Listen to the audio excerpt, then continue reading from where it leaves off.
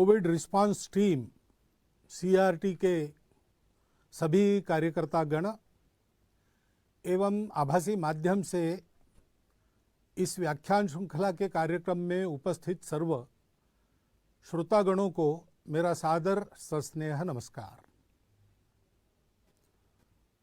सकारात्मकता के बारे में बात करने के लिए मुझे कहा है। कठिन है क्योंकि समय बहुत कठिन चल रहा है। अनेक जगह अनेक परिवारों में कोई अपने कोई आत्मीय बिछड़ गए हैं। अनेक परिवारों में तो भरण पोषण करने वाला ही परिवार का सदस्य अचानक चला गया। 10 दिन में जो था वो नहीं था, ऐसे हो गया। और इसलिए अपने वाले के जाने का दुख और भविष्य में खड़े होने वाली समस्याओं की चिंता, ऐसी दुविधा में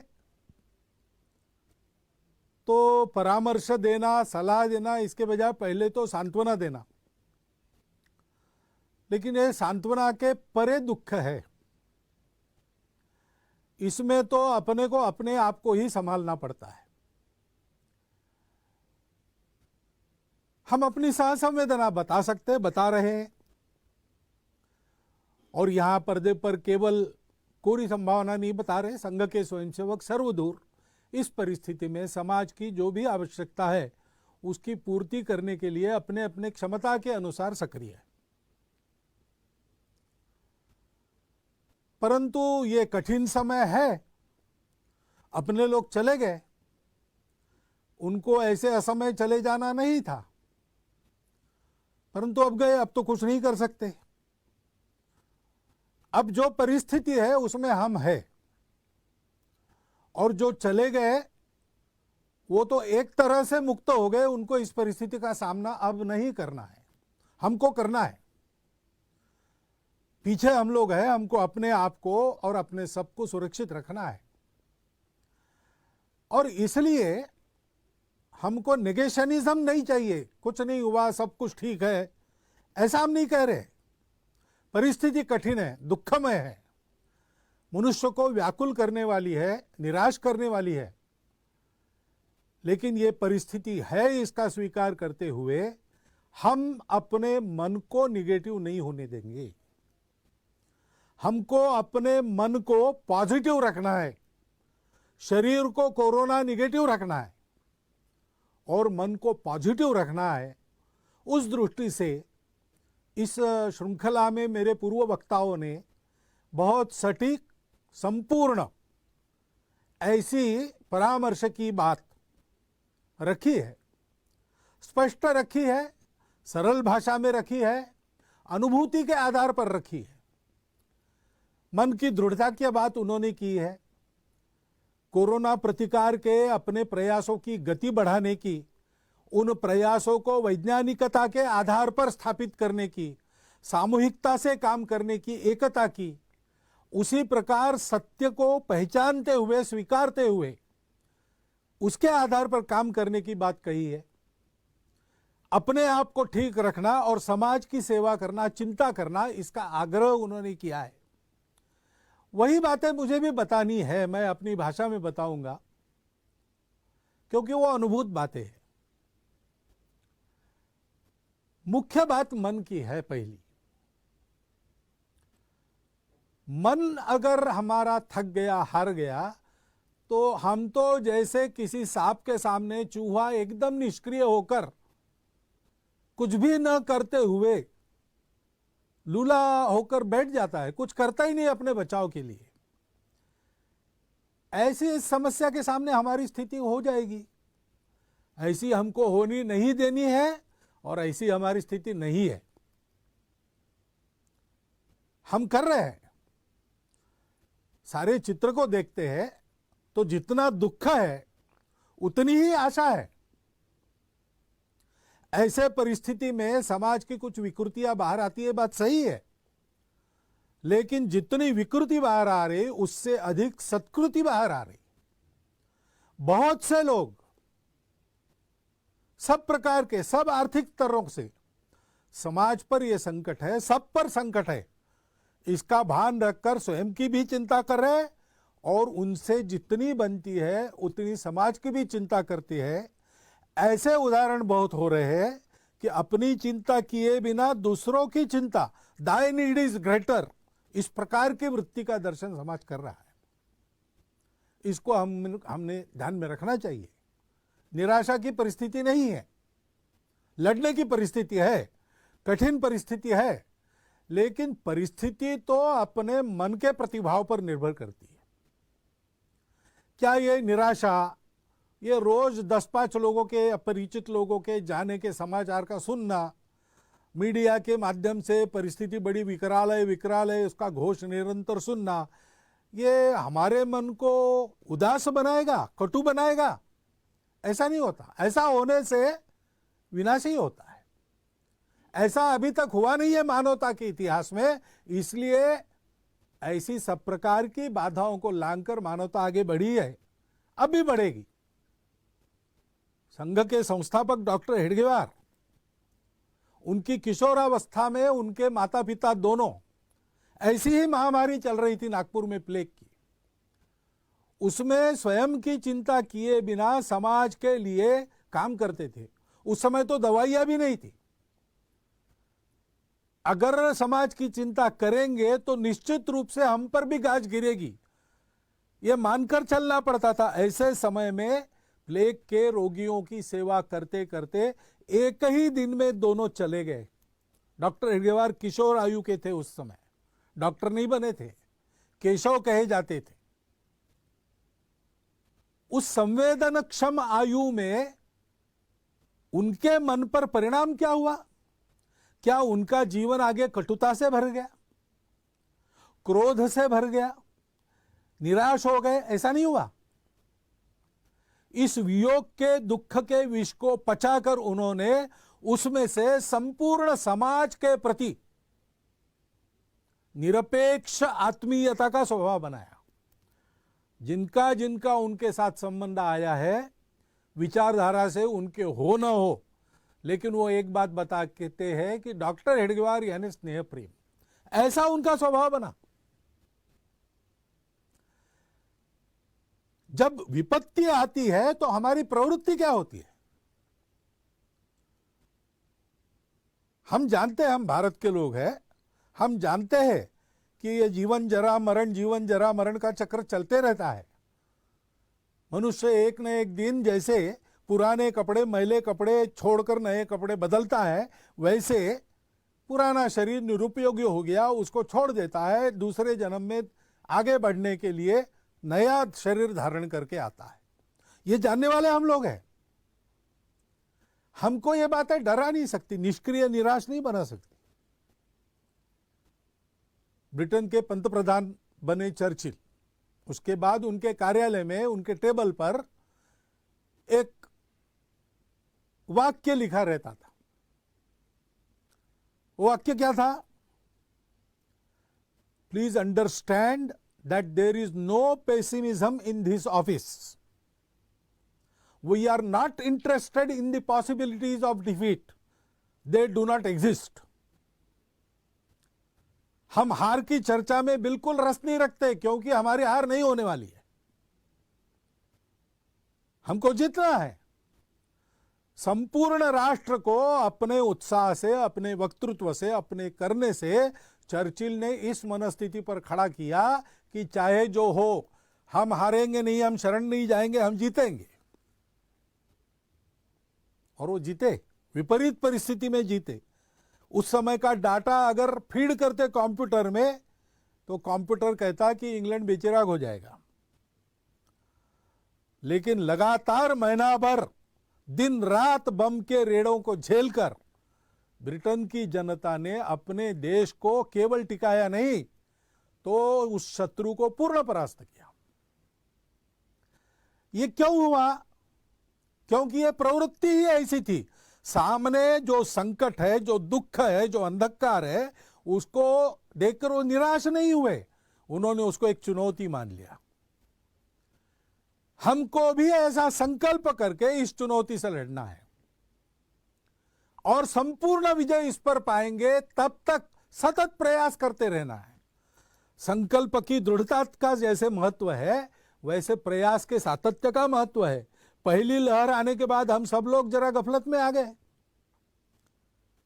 क्या जनता, क्या शासन, क्या प्रशासन मालूम था, डॉक्टर लोग इशारा दे रहे थे, फिर भी थोड़े गफलत में आ गए, इसलिए यह संकट खड़ा हुआ। अब आगे तीसरे लहर की चर्चा कर रहे हैं, तो डरना है क्या उस चर्चा के कारण? डरना नहीं है। अगर वो आती है तो जैसे चट्टान पर टकराकर सागर की लहर चूर चूर होकर वापस लौटती है, वैसे उस आपत्ति को लौटना पड़े, ऐसी तैयारी हमको करनी है। ये प्रवृत्ति चाहिए, उसकी आवश्यकता है, और उस दृढ़ता के साथ सतत प्रयास हमको करने हैं। समुद्र मंथन के समय कितने ही रत्न निकले, लेकिन उन रत्नों के आकर्षण से प्रयास बंद नहीं हुए, मंथन चलता रहा। हलाहल विष जैसी भीति भय उत्पन्न हुआ, लेकिन उसके कारण भी प्रयास से विरत नहीं हुए। अमृत प्राप्ति होने तक प्रयास चलते रहे। और इसलिए सुभाषित में कहा है, रत्नैर महाहैर स्तुतुषुर्न देवा, उससे तोषित नहीं हुए, तुष्ट नहीं हुए। न भेजिरे भीम विषयम भीतिम, हलाल जैसा कराल विष, उसके कारण भी डरे नहीं। सुधाम विना न प्रयोयुर्विराम, अमृत मिलते तक उनके प्रयास चलते रहे। न निश्चितार्थात विरमंती धीरा, धीर लोग जो रहते हैं, धैर्यवान लोग रहते हैं, वो प्रयास सतत जारी रखते जब तक उपलब्धि होती नहीं पूरी की पूरी। हमको वैसे करना है, और स्वाभाविक आपत्ति सारी मानवता पर है। भारत को अपना उदाहरण रखना है, पूरे भारत को एक समूह के नाते सारे भेद भूलकर दोष गुणों की चर्चा अभी उसको विराम देकर, उसके लिए बाद में समय मिलेगा। अभी तो हमको सबको एक टीम के नाते काम करना है, मिलकर काम करना है। गति बढ़ाने की बात श्रीमान अजीम प्रेम जी ने की, स्पीड चाहिए। वो स्पीड कैसे तैयार होगा? सब लोग परस्पर एक टीम बनकर काम करेंगे। अभी पिछले बार पूना शहर में और इस बार भी उस शहर के उद्योजक, बड़े व्यापारी, प्रशासन के लोग, डॉक्टर लोग, अस्पतालों के कर्मचारी, जनता के संगठनों के प्रतिनिधि, सब ने मिलकर एक समूह बनाया पीपीसीआर नाम का, और बहुत अच्छी तरह से अत्यंत कठिन परिस्थिति का सामना करके उसमें से वो निकल आए। सर्वदूर ऐसा सामूहिक प्रयास चलना चाहिए। देर से जागे तो कोई बात नहीं, सामूहिकता के बल पर अपनी गति बढ़ाकर हम ये जो सारा अंतर पड़ा है, बैकलॉग है, उसको भर के आगे निकल सकते हैं। निकलना चाहिए। कैसे करना? पहले तो अपने आप को ठीक रखना, और ठीक रखने के लिए पहली बात है संकल्प की दृढ़ता, प्रयास का सातत्य, धैर्य। प्रयत्न करने से एकदम परिणाम नहीं होता, थोड़ा देर लगता है परिणाम आने को, तब तक धैर्य रखना पड़ता है, लगे रहना पड़ता है। दूसरी बात है सजगता। हम सजग रहे तो बहुत अच्छा बचाव सजगता के कारण ही हो सकता है। और सक्रियता, सजगता के पहलू है स्वयं सजग रहना, क्या व्यायाम करना, उसके बारे में बताया है। प्राणायाम का उल्लेख हुआ है, ओंकार का उल्लेख हुआ है, दीर्घ श्वसन का उल्लेख हुआ है। अन्य भी जो व्यायाम अपने शरीर की प्रतिकार शक्ति, श्वसन की क्षमता, प्राणों की तेजस्विता बढ़ाने वाले, वो मन को भी बनाते हैं। ऐसे व्यायाम है, सूर्य नमस्कार जैसे हम कर सकते हैं, हमको करना चाहिए। सीखने को तो आजकल मिलता है, प्रत्यक्ष कहीं जाकर सीखने की आवश्यकता नहीं, ऑनलाइन सीखने की भी आजकल व्यवस्था हो गई है। और इन बातों को समझने वाले, सिखाने वाले तो आजकल अभ्यास के कारण आसपास भी मिलते हैं। बहुत कठिन क्रियाएं नहीं है, उसको करना। आहार ठीक रखना, शुद्ध स्वच्छ सात्विक आहार करना, शरीर की ताकत को बढ़ाने वाला आहार करना, उसके बारे में भी बहुत सारी जानकारी इंटरनेट पर आपको मिलती है। लेकिन जानकारी के बारे में ध्यान रखना। जो कहा गया कि वैज्ञानिकता का आधार लेना चाहिए, वैज्ञानिकता क्या है? परीक्षा करके लेना। कोई कहता है इसलिए वो ठीक है, ऐसा नहीं है। टेक्स्ट बुक में लिखा है इसलिए सबको लागू होगा, ऐसा भी नहीं है। नया है इसलिए ठीक है, पुराना है दकियानुसी है, ऐसा भी नहीं है। और पुराना है इसलिए ठीक है और नया है इसलिए बेकार है, ऐसा भी नहीं है। जो भी आ रहा है उसको परख के लेना चाहिए। तज्ञ लोग, आप्त लोग, हमारा स्वयं का अनुभव और उसके पीछे का वैज्ञानिक तर्क, इसकी परीक्षा करनी चाहिए। पुराणं नित्येव न साधु सर्वम न चापि काव्यम नवम इति अवद्यम संतः परीक्षान्यतरत भजन्ते मूढ़ पर प्रत्ययने बुद्धि। हमारे तरफ से बेसिर पैर की कोई बात समाज में न जाए, और बेसिर पैर की कोई बात समाज में चल रही तो उसके बलि हम न बने, इसकी चिंता करनी है।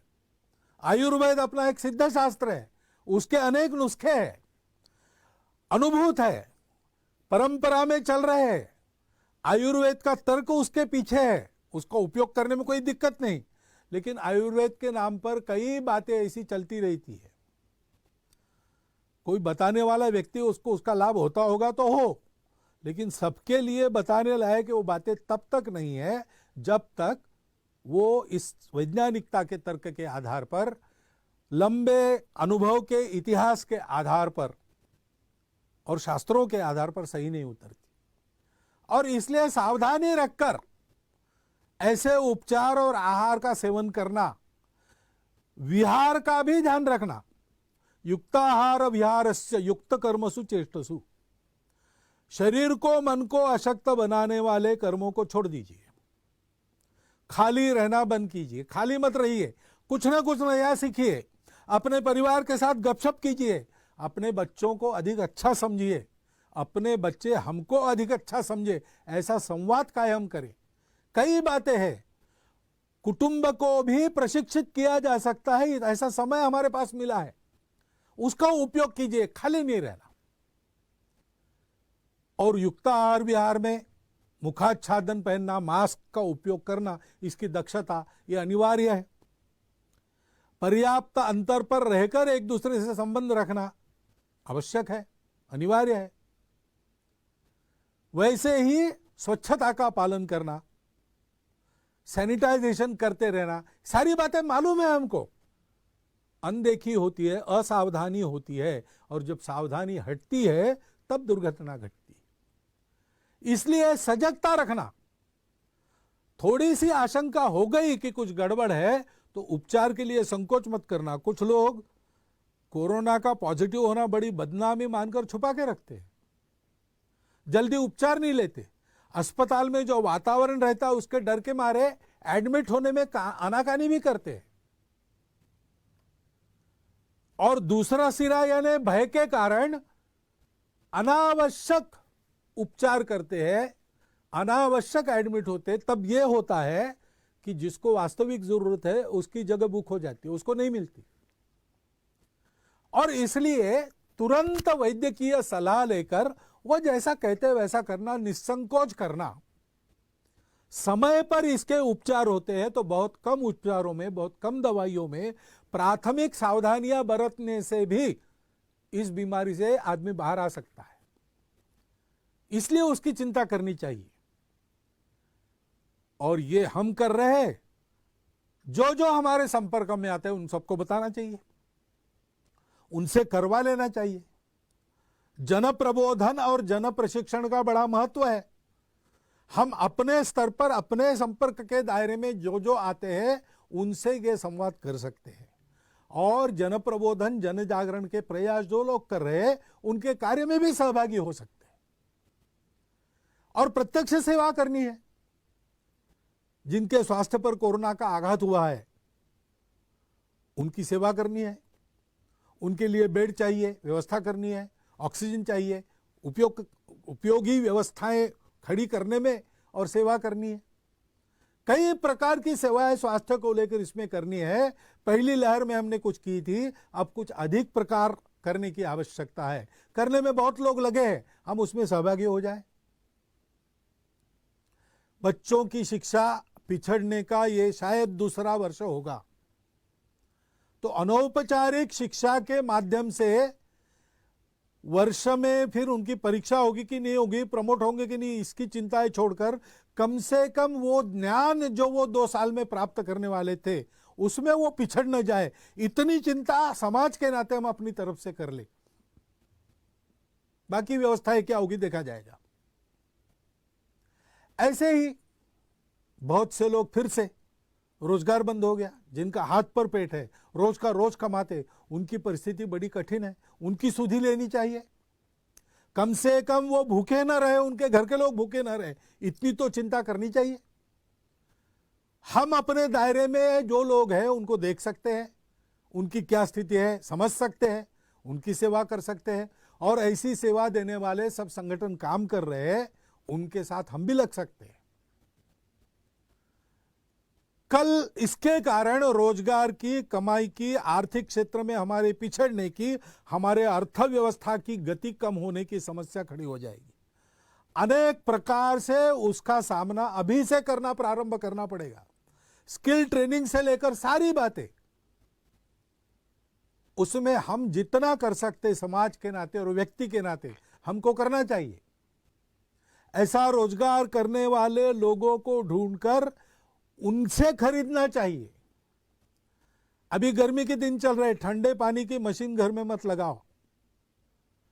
कोई मिट्टी का मटका बनाने वाला अगर है, उसका रोजगार आज मार खा रहा है, उसका मटका आप खरीदो। ऐसा हम विचार कर सकते हैं। ऐसा विचार करके बरतना और ऐसे प्रयास करने वालों के सारे इसमें सहभागी होना, ये सारी जो परिस्थिति की चर्चा हो रही है और आने वाले परिस्थिति की चर्चा हो रही, वो पैनिक क्रिएट करने के लिए नहीं है, भीति क्रिएट करने के लिए नहीं है। वो तो हमको आगाह किया जा रहा है तैयारी के लिए। नियम, व्यवस्था और अनुशासन का पालन करते हुए हम चले, समाज को चलाएं, और ये सेवा हम करें, करने वालों के साथ समाज के नाते हम भी सहभागी हो। ऐसा हम करेंगे तो हम आगे बढ़ेंगे। हमें जितना है, हमारा संकल्प है। कुछ बात है कि हस्ती मिटती नहीं हमारी, ऐसा हमारा देश है। तो इतने साल में मिटा नहीं, इतने भयानक संकटों को झेलकर मिटा नहीं, तो होगी महामारी, विश्वव्यापी होगी, बड़ा छुपा शत्रु होगा, बड़ा रूप बदलने वाला होगा, कठिन जंग लड़नी होगी, लेकिन लड़नी ही होगी और जीतनी ही होगी। हम जीतेंगे, ये हमारा दृढ़ संकल्प है। परिस्थिति आई है, वो हमारे सद्गुणों की परख करेगी, हमारे दोषों को भी दिखा देंगी। दोषों को दूर करके सद्गुणों को बढ़ा के ये परिस्थिति हमको प्रशिक्षित करेगी। ये हमारी धैर्य की परीक्षा है। ये धैर्य, ये महत्व की बात है। एक वाक्य का आप स्मरण रखिए, success is not final, failure is not fatal. यश अपयश का खेल चलते रहता है। Success is not final, failure is not fatal. The courage to continue is the only thing that matters. यूनान, मिस्र, रोमा सब मिट गए जहां से, कुछ बात है कि हस्ती मिटती नहीं हमारी, ऐसा हम कहते हैं। तो उस हस्ती में हमारा सत्य का साक्षात्कार हमारे पूर्वजों ने जो हमको सौंपा, और पीढ़ी दर पीढ़ी उस सत्य का आचरण करने वाली संस्कृति दी, वो संस्कृति और हमारा इस यशापयश के आघातों में उनको पचाकर आगे बढ़ना, यश को भी पचाना, अपयश को भी पचाना, और करेज टू कंटिन्यू, उस धैर्य की प्रवृत्ति के साथ सत्य प्राप्त होने तक सतत प्रयास का दृढ़ संकल्प रखते हुए आगे बढ़ना, ये बात है, वो बात हमारी है। उसके बल पर हम जीतेंगे, उसका प्रदर्शन हम सब लोग करें, ये परिस्थिति की मांग है। हमको अपने समाज के ज्येष्ठों का परामर्श इसके पहले के सब व्याख्यानों में मिला है, उसका यह अर्थ हृदयंगम करके हम प्रयासों में लग जाए। निराशा का कोई कारण नहीं, हम जीतेंगे, ये बात निश्चित है। सजग रहना पड़ेगा, सक्रिय रहना पड़ेगा, इतनी ही बात ध्यान में रखनी है। इतनी बात आपके सामने रख के मैं अपने निवेदन को विराम देता हूं। बहुत बहुत धन्यवाद।